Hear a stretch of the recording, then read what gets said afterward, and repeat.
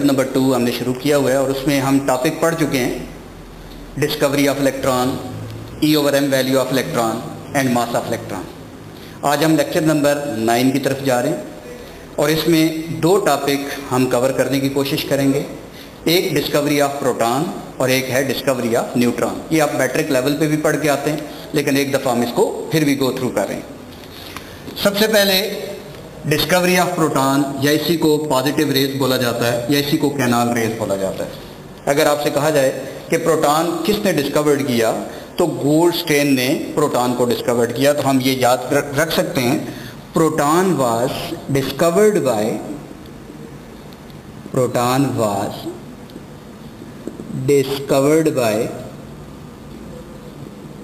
Goldstein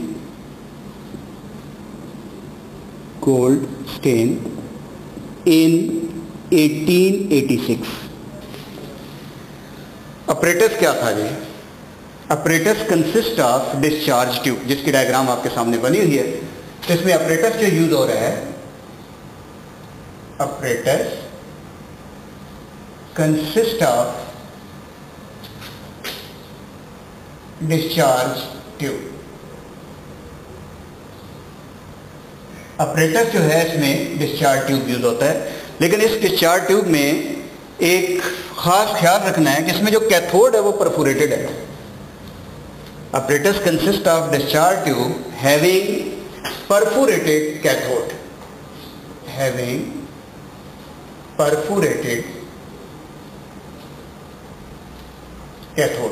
यानी ऐसा cathode जिसके अंदर होल मौजूद हैं, सुराख मौजूद हैं, वो कैथोड यहाँ पे यूज किया गया। हमें पता है कि एक डिस्चार्ज ट्यूब है, उस गिलास की बनी हुई है, इसमें दो इलेक्ट्रोड लगे हुए हैं, एक एनोड है और एक परफोरेटेड कैथोड है। इसमें गैस फिल की गई है और वैक्यूम पंप यूज किया गया है इसके प्रेशर को एडजस्ट करने के लिए। जैसे ही हम इसको वोल्टेज देंगे तो कैथोड से एक रेज एमिट होंगी जो कैथोड से एनोड की तरफ आएंगी। जैसे ये रेज कैथोड से एनोड की तरफ आ रही हैं, इनको कैथोड रेज बोला जाता है। लेकिन जो गैस हम इसमें फिल करेंगे, जब ये कैथोड रेज उससे टकराएंगी तो इस गैस के मॉलिक्यूल को वो आयोनाइज कर देंगी, यानी उस गैस के मॉलिक्यूल के आउटर मोस्ट शेल में से इलेक्ट्रॉन निकल जाएगा। हमने कल प्रॉपर्टी पढ़ी थी कि cathode rays can ionise gases.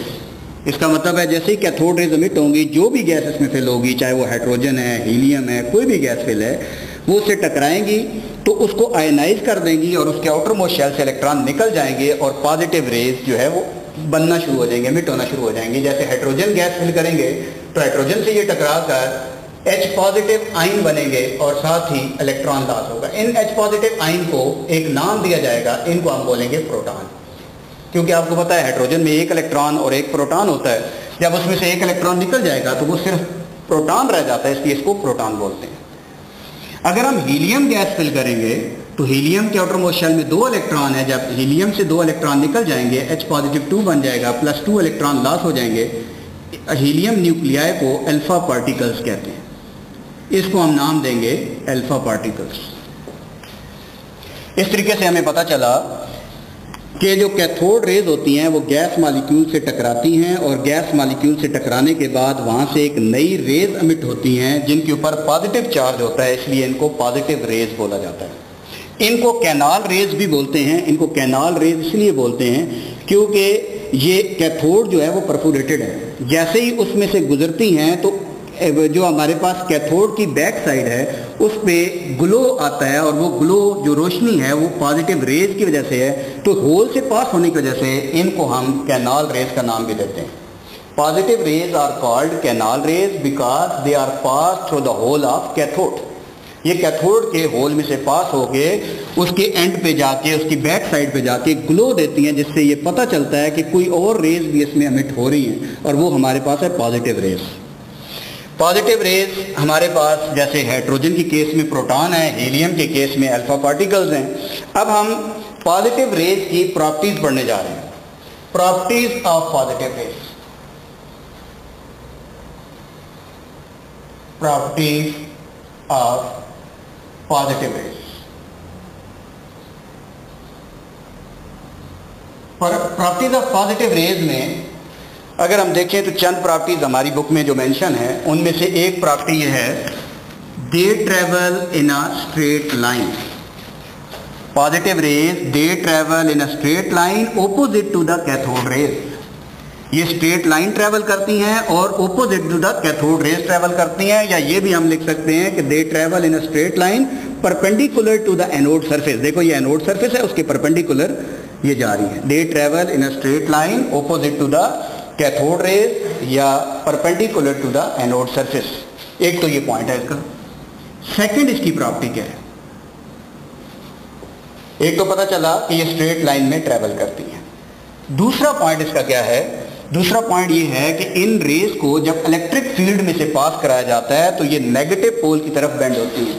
जैसे ये अगर हम पोल बना दें पॉजिटिव नेगेटिव, तो जैसे ही इलेक्ट्रिक फील्ड में से इनको पास कराएंगे तो ये नेगेटिव पोल की तरफ अट्रैक्ट होंगी, जिससे पता चलता है कि इनके ऊपर पॉजिटिव चार्ज मौजूद है क्योंकि ये नेगेटिव पोल की तरफ अट्रैक्ट हो रही है। तो they are deflected toward negative pole in electric field. Deflection होगी इनके इलेक्ट्रिक फील्ड में। इसी तरीके से क्योंकि इनके ऊपर चार्ज मौजूद है और कोई भी चार्ज बॉडी मैग्नेटिक फील्ड में डिफ्लेक्ट होती है, they are deflected in magnetic field. इसी तरीके से ये मैग्नेटिक फील्ड के अंदर भी डिफ्लेक्ट होंगी। नंबर 4, अगर हम नंबर 4 में देखें तो बेसिकली हम ये कह सकते हैं कि E/m वैल्यू जो होती है, charge to mass ratio of positive rays depend upon nature of a gas. क्योंकि चार्ज सेम रहेगा लेकिन मास देखो तो इस केस में हाइड्रोजन H पॉजिटिव का मास कुछ और होगा, हीलियम आयन का मास कुछ और होगा, तो इनकी जो E/m वैल्यू है वो नेचर ऑफ गैस के चेंज होने से या गैस के चेंज होने से E/m वैल्यू चेंज हो जाएगी। इसी तरीके से अगर हम देखें तो इनकी E/m वैल्यू को हम कैथोड रेज के साथ अगर हम कंपेयर करें तो इनकी E/m वैल्यू स्मॉल होगी as compare to cathode rays. E/m value of positive rays is smaller than that of cathode rays. वजह क्या है? क्योंकि अगर यहाँ पे प्रोटॉन का मास पुट किया जाए तो प्रोटॉन का मास इलेक्ट्रॉन से ज़्यादा होता है। प्रोटॉन का मास जब इलेक्ट्रॉन से ज़्यादा होगा तो डिनोमिनेटर बड़ा होने की वजह से आंसर छोटा आएगा। इसी तरीके से हमें पता है कि हाईएस्ट E/m वैल्यू कब हासिल होगी? जब हम इसमें कौन सी गैस फिल करें? Hydrogen gas. क्योंकि सबसे लाइटर पॉजिटिव आयन जो बनता है वो हाइड्रोजन के केस में बनता है, इसलिए highest E/m value positive raise की उस वक्त हासिल होगी जब hydrogen gas is filled in a discharge tube. यही वजह है कि इस स्टैंडर्ड की वजह से, हाईएस्ट वैल्यू की वजह से इसको इन पॉजिटिव रेज को नाम दिया गया प्रोटॉन का। अगर हम इसी तरीके से हम इसमें एक और प्रॉपर्टी देखें तो हमें पता है कि जो पॉजिटिव रेज हैं ये जिंक सल्फाइड प्लेट के ऊपर जब टकराती हैं तो ये फ्लैश देती हैं। They produce flash on zinc sulphide plate. तो ये हमारे पास चंद प्रॉपर्टीज थी जो पॉजिटिव रेज की हमने स्टडी कर ली। तो ये प्रॉपर्टीज ऑफ पॉजिटिव रेज, हमें पता है कि जब कैथोड रेज गैस मॉलिक्यूल से टकराती हैं तो वहाँ से टकराने के बाद एक नई रेज एमिट होती हैं।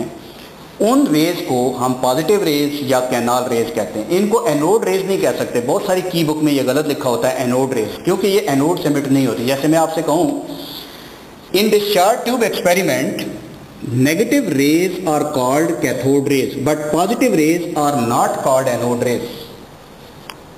तो आप कह सकते हैं कि नेगेटिव रेज को कैथोड रेज इसलिए कहते हैं कि वो कैथोड से एमिट होती हैं, जबकि जो पॉजिटिव रेज हैं उन रेज को हम एनोड रेज नहीं कहते, क्योंकि वो एनोड से एमिट नहीं होती बल्कि वो गैस मॉलिक्यूल के आयोनाइज होने से बनती हैं, जिसकी वजह से उनको या तो पॉजिटिव रेज का नाम दिया जाता है या उनको कैनाल रेज का नाम दिया जाता है, क्योंकि वो कैथोड के होल में से पास होके उसकी बैक साइड पे ग्लो देती हैं।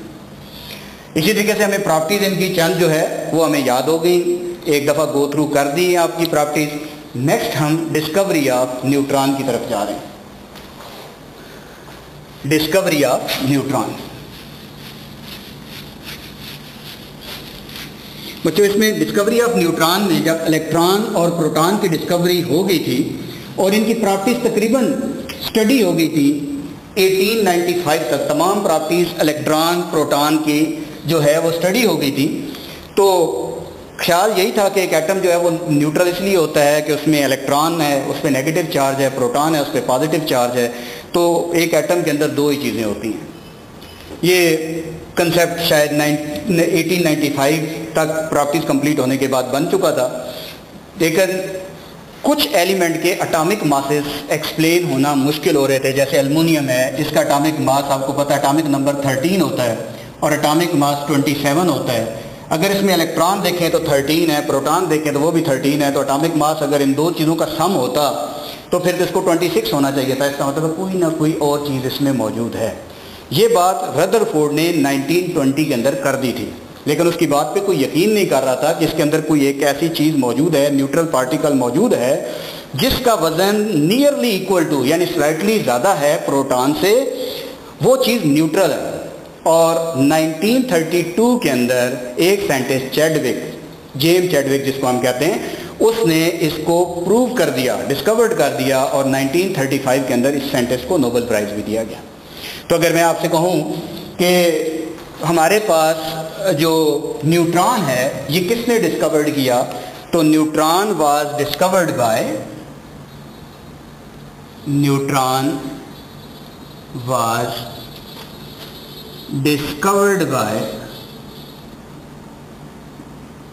James Chadwick. इसे डिस्कवर्ड किया न्यूट्रॉन को, और कब डिस्कवर्ड हुआ, इन 1932। और इसको नोबेल प्राइज कब दिया गया, 1935 के अंदर इसको नोबेल प्राइज इस बात पे दिया गया। अब इसने एक्सपेरिमेंट क्या किया, उस वक्त एक्सपेरिमेंट क्या यूज हुआ, एक्सपेरिमेंट इसमें जो किया गया वो ये था कि अल्फा पार्टिकल्स जो कि हीलियम न्यूक्लियाई को कहते हैं हम, ये अल्फा पार्टिकल, इसका सोर्स आपके पास रेडियम भी हो सकता है और प्लोनियम भी हो सकता है। जैसे देखो रेडियम या प्लोनियम सोर्स ऑफ अल्फा पार्टिकल्स हैं। इनकी बम्बार्डमेंट करा दी गई एक मेटल के ऊपर, टारगेट मेटल था beryllium, atomic number 4, atomic mass 9। जैसे ही अल्फा पार्टिकल्स बेरिलियम मेटल से टकराते हैं तो ये बेरिलियम को कार्बन में कन्वर्ट कर देते हैं। ये एक न्यूक्लियर रिएक्शन है। इन दोनों को ऐड करें 6, इन दोनों को ऐड करें 13 आता है, 12 हो गया, तो साथ कोई एक न्यूट्रल चीज़ एमिट होती है जिसके ऊपर चार्ज 0 होता है और मास 1 AMU के इक्वल होता है। इसको हम न्यूट्रॉन बोलते हैं। तो इसके लिए एक डायग्राम बना के भी आपको समझाने की कोशिश की गई कि देखिए ये एक लेड का बना हुआ ब्लॉक है, इसको लेड ब्लॉक बोलते हैं। लेड मेटल इसलिए यूज़ किया जाता है कि ये डेंस होता है, इसमें से कोई भी रेडियो एक्टिव एलिमेंट की रेडिएशन जो है वो नहीं निकल सकती। जहाँ से आप इसकी ओपनिंग देते हैं वहीं से जो है वो रेडिएशन एमिट होती है। तो ये लेड ब्लॉक है, उसके अंदर एक टारगेट मेटल रखा गया है जो रेडियम भी हो सकता है या प्लोनियम भी हो सकता है। ठीक है, आमतौर पर हमारी बुक में प्लोनियम यूज हुआ है तो हम प्लोनियम कह सकते हैं। अब ये अल्फा पार्टिकल इसमें से एमिट हो रहे हैं, आगे टारगेट मेटल बेरिलियम लगा दिया गया है। उससे जैसे ये पास होते हैं तो उसके बाद एक नए पार्टिकल एमिट होते हैं जिन पे कोई चार्ज नहीं है। देखो ये अल्फा पार्टिकल्स +2 चार्ज शो कर रहे हैं, जबकि आगे जो नए पार्टिकल एमिट हो रहे हैं उनके ऊपर कोई चार्ज मौजूद नहीं है। इसका मतलब है ये चार्ज डिटेक्टर से पता चला कि ये चीज़ न्यूट्रल है, वहाँ से इनका नाम न्यूट्रॉन रख दिया गया क्योंकि ये न्यूट्रल है। और आगे पैराफिन स्लोब लगा दिया गया, पैराफिन का एक टुकड़ा लगा दिया गया जिससे इसकी पेनिट्रेशन पावर देखी गई, और ये पैराफिन में से ऐसे ही पास हो गए। और आगे गैस फिल्ड चैम्बर था, उसके ऊपर उसके अंदर एक जिंक सल्फाइड प्लेट लगी हुई थी, उसके ऊपर ये फ्लैशेस दे रहे थे। उसके अंदर ये मुख्तलिफ फ्लैशेस जो है जो निशान पड़ रहे थे। तो ये हमारे पास गैस फिल्ड चैम्बर के अंदर ये पता चल रहा था कि कोई ना कोई चीज़ अमिट हो रही है जिसके ऊपर कोई चार्ज मौजूद नहीं है। अब हमारे पास इसकी प्रॉपर्टीज़ की तरफ आते हैं। प्रॉपर्टीज़ ऑफ न्यूट्रॉन, अच्छा चंद प्रॉपर्टीज़ न्यूट्रॉन की, वैसे तो मैट्रिक लेवल पे आप पढ़ के आते हो, कोई बहुत मुश्किल चीज़ नहीं है। एक फ्री न्यूट्रॉन डिके होता है, जब एक न्यूट्रॉन को हम ब्रेक करते हैं तो वो डिके होता है न्यूट्रॉन प्रोटॉन के अंदर। ये उस पर मास 1 AMU, चार्ज +1, साथ ही इलेक्ट्रॉन जिस पे चार्ज -1 और मास 0 इसलिए लिखते हैं कि AMU में बहुत छोटी वैल्यू बन जाती है इसलिए 0 है।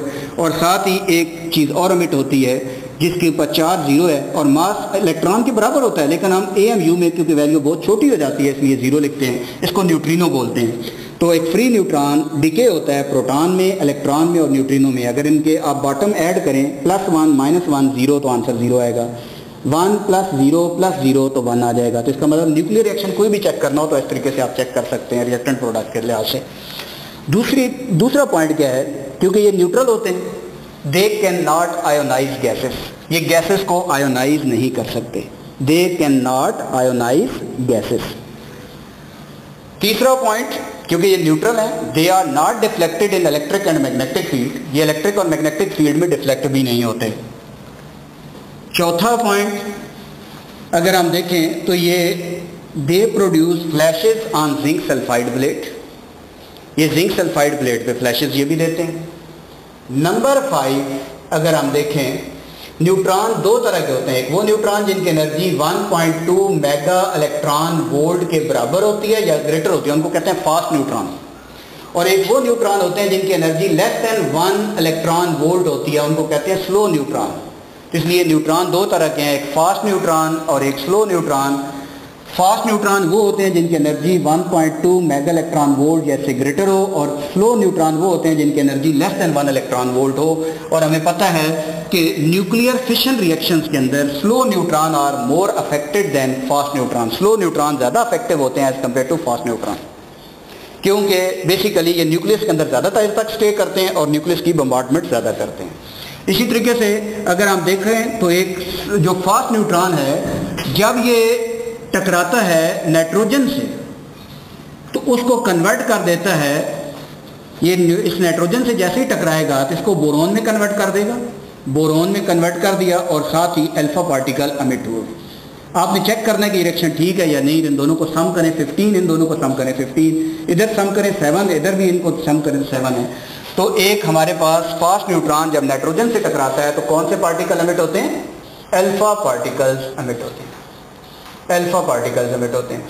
जब एक स्लो न्यूट्रॉन कॉपर से टकराता है, ये हमारे पास कॉपर है, एटॉमिक नंबर 29, एटॉमिक मास 65, जब एक हमारे पास बेसिकली स्लो जो हमारे पास स्लो न्यूट्रॉन है, जब इससे टकराएगा तो बेसिकली तो एक इसका रेडियो एक्टिव आइसोटोप बनता है 29 और कॉपर जो है वो 66 बनता है, रेडियो एक्टिव कॉपर बनता है, फिर वो ब्रेक होता है और बीटा पार्टिकल एमिट करता है, लेकिन इसके दरमियान गैमा रेडिएशन भी एमिट होते हैं। तो हम अगर हम देखें इसमें तो बेसिकली ये कॉपर में जाएगा, लेकिन यहाँ कॉपर आएगा और साथ ये रेडियो एक्टिव कॉपर है, साथ गैमा रेडिएशन एमिट हो रही है। और ये रेडियो एक्टिव कॉपर जो है, ये रेडियो एक्टिव कॉपर खुद बखुद जो है थोड़ी देर बाद जिंक के अंदर कन्वर्ट हो जाएगा, और साथ ही हमारे पास बीटा पार्टिकल्स एमिट होंगे, साथ ही beta particles are also called electron. इस प्रॉपर्टी की वजह से न्यूट्रॉन को हम कैंसर की ट्रीटमेंट में भी यूज करते हैं। तो ये हमारे पास बच्चों आज के लेक्चर में कुछ बातें थी जो कि आप मैट्रिक लेवल के ऊपर पढ़ के भी आते हो, लेकिन एक दफ़ा मैंने गो थ्रू करा दी। अगर कोई आपसे पूछ ले यार इलेक्ट्रॉन को, कैथोड रेज को इलेक्ट्रॉन का नाम किसने दिया, तो वो तो हमें पता है सेटोनी ने। अगर मैं आपसे कहूँ पॉजिटिव रेज को प्रोटॉन का नाम किसने दिया, तो रदरफोर्ड ने दिया बच्चों। Thank you very much. इंशाल्लाह नेक्स्ट लेक्चर मजीद आगे चलेंगे।